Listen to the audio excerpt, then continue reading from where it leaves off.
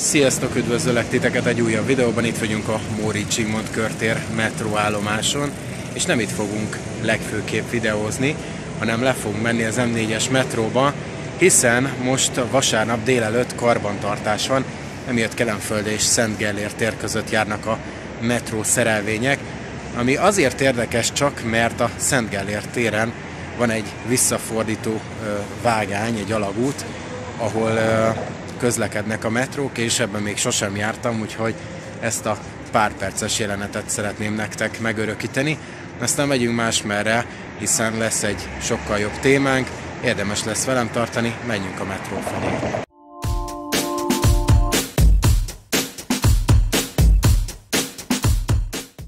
És pont most halad ki a metrónk, úgyhogy majd a következővel fogunk menni. Jövünk le itt a Móricz Zsigmond körtéren, hiszen itt lehet majd jól videózni az egészet. 4,5 perc múlva fog jönni, úgyhogy be fogunk állni a legvégére, és onnantól a Gellért téren, amikor irányt vált, akkor előről fogjuk majd filmezni idáig a Móriczig magát a menetet. Érkezik is a metró szerelvényünk, amire föl fogunk szállni, és felvesszük a visszafordulást. Valahol itt hátul megpróbálunk helyet foglalni, és akkor megnézzük ezt az egészet. Be is érünk a Szent Gellért térre. Kérjük kedves utasainkat, hogy szíveskedjenek elfogadni a vonatot, és egyre figyelmeztessék utastársaikat is. Viszontlátásra! Szent Gellért tér műegyetem. Egyelőre még vörös a jelzőnk, de mindjárt át fog váltani. Mindjárt kapjuk a szabadot, illetve állítják át nekünk a váltót is. Talán ez mindjárt látszódni is fog. Még egyenesben van a váltó állítva. Hamarosan megkapjuk. És itt a helytelen vágányon kell felszállni metróra. Próbál fókuszálni. Megkaptuk a szabad jelzést, és a váltót is átállították kitérőbe. Úgyhogy indulunk vissza a Móricz felé. És történelmi pillanat, ilyet még nagyon nem éltünk át, hogy a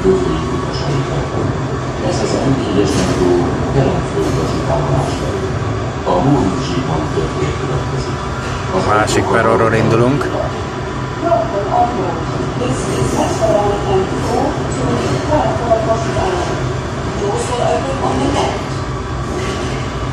És körülbelül ilyen 2 perces tartózkodás volt a Gellért téren, akkor visszaindult. És igazából az a könnyebbség, hogy mivel nincsen vezető, ezért nagyon hamar vissza tudják fordítani a vonatokat automata üzemmódba, de más nagyvonalakon is úgy megoldják, hogy ilyenkor mind a két vezető állásban van egy vezér. Ilyen 3-as, 2-es metrónál így szokták megcsinálni. Itt viszont erre nincsen szükség, úgyhogy szerencsére ütemesen lehet fordítani a vonatokat. És meg is érkezünk a Móricz Zsigmond körtérre, úgyhogy itt már le is szállunk.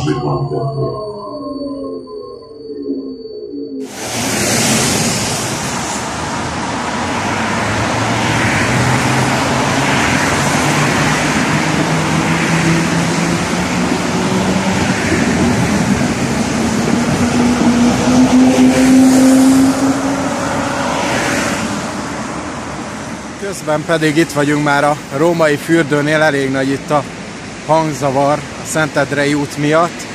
És hát tudom, hülyén nézek ki, de hát szakad az eső megint. Megint ilyen trutymos időnk van, ezért nem tudunk lemenni vidékre, hiszen nem szeretnék a sárban végigmászni, itt legalább a legtöbb helyen aszfalt van. Úgyhogy ezért hozom nektek a budapesti témákat. És hát a 4-es metrót is azért filmeztem le, nem azért, mert annyira csodálatos dolog volt, hanem nekem személy szerint furcsa élmény volt, hogy onnan fordultak vissza a metrók, és azon az átkötő alagúton keresztül haladtak. Azért jöttem ide a Római fürdőre, mert nem sokat videóztam még róla, és tegnap történt egy eset, ami miatt el szerettem volna ide jönni, hogy körbe fogunk szépen nézni. Szóval egyfajta körbetekintő videót láthattok majd. Most halad ki szépen a Battyányi tér irányába a hév szerelvény. Itt vagyunk a Szentendre irányú peronnál, és láthatjátok, hogy van itt egy autóbusz megálló, általában pótlóbuszok használják. 34-es buszok nem szoktak itt megállni, hiszen azért elég vékony itt a megállóhely hozzá. És amikor üzemzavar szokott lenni, vagy valami karbantartás, akkor itt kiszokták bontani a kerítéseket.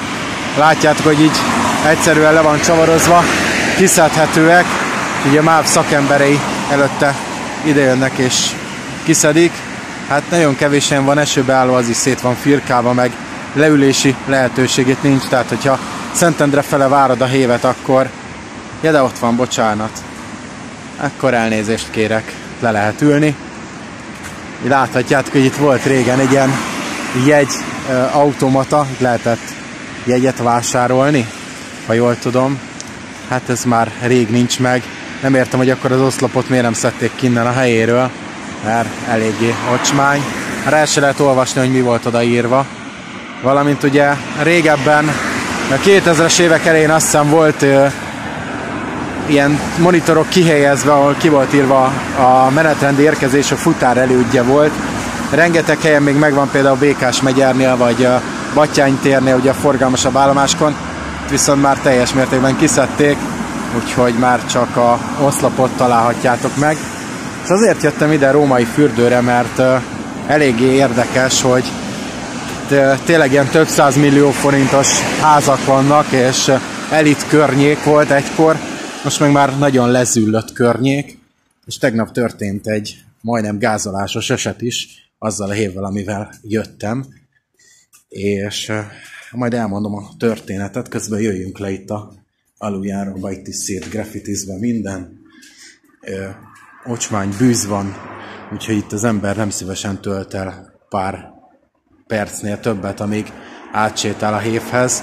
Szó szerint ilyen ürülékszag van az egész aluljáróban, úgyhogy borzalmas, hogy egy ilyen gazdag környéken ilyen állapotok uralkodnak. Szóval az egész állomás területén Mordor lett gyakorlatilag, és hát itt nem szívesen átcsorog az ember többet a szükségesnél, és megnézzük itt a állomásnak a területét.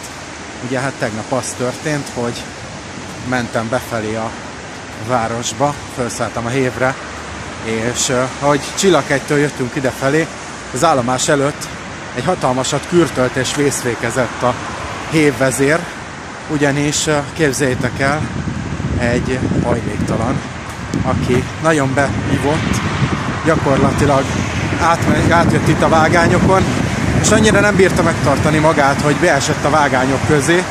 Gondolom lehet, hogy megijedt a hév közeledésétől, és annyira be volt rúgva, hogy nem bírta emelni a lábát. Úgyhogy a hévvezetőnek a lélek jelenlétén múlott az, hogy időben elkezdett vészfékezni, hogy pont meg tudtunk állni előtte, és nem lett ebből halálos gázolás.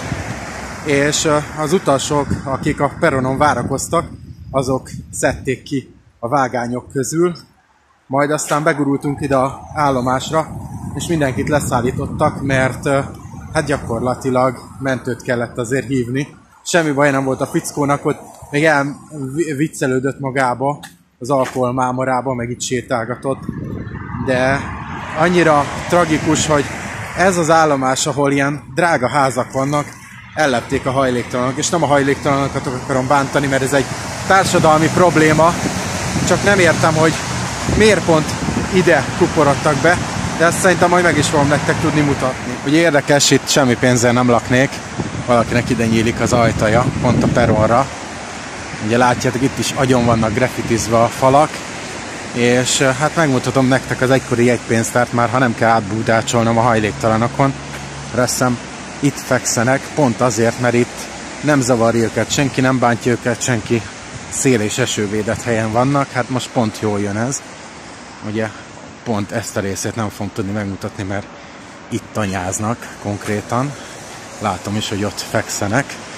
A másik részét megpróbál megmutatni ennek, de nézzétek meg, milyen gyönyörű téglából kirakott állomás járólappal, és konkrétan erre a sorsra jutott. Ugye itt van egy óra, ez még egy nagyon régi emlék, amit megkapott ez az állomás.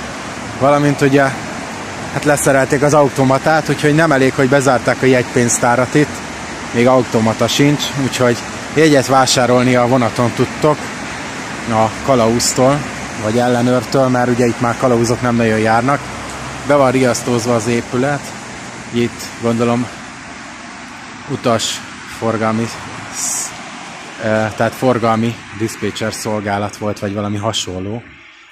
Azért megpróbálom nektek megmutatni, úgyhogy közben itt mászkálnak tényleg ezek a hajléktalanok. Jó, nem bántanak, csak azért így gyerekek, nézzétek meg, fekália, szemét, bakker. Na, próbálok úgy lépkedni, hogy nehogy belelépjek itt a emberi ürülékbe, és fekáliába. Gusztustalan, tényleg. 3. kerületből ez lett, ez ugye nem csak társadalmi probléma, köszönhető ez a főpolgármesternek is, aki most a Dutyiban ül. Ugye, mint tudjátok, Óbuda polgármesterét le is tartóztatták. Hát ez szerintem neki is köszönhető, mert egy polgármester simán képes lenne itt kipucolni a környéket, legalábbis a szociális ellátórendszerbe több pénzt fektetnének, akkor elvinnék őket tényleg egy ilyen melegedőbe vagy valami, de hát tojik rá ez a polgármester, úgyhogy azóta lezülött itt az egész Óbuda. Ez új 8. kerület lett. Hát omladozó falak, valamint itt van a jegypénztár, régebben itt lehetett jegyet vásárolni, úgyhogy főpolgármestert üdvözöljük. Hát én nem rászavaztam, az biztos. Pókháló a falakon, eléggé gusztusos látvány.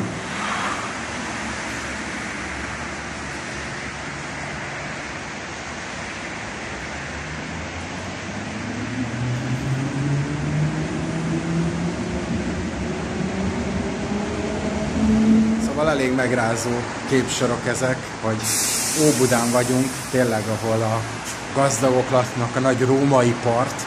Jó, a római part az lejjebb van, de itt római fürdőnél azért nem olcsó házak vannak, meg nem olcsó telekárak, és eljössz ide a hévállomásra, és ez a látvány fogad, fekália mindenhol, hajléktalanok, amivel mondom, nincs semmi probléma, csak jobban kéne működni a szociális ellátórendszernek, és őket begyűjteni, hogy ne itt tanyázzanak.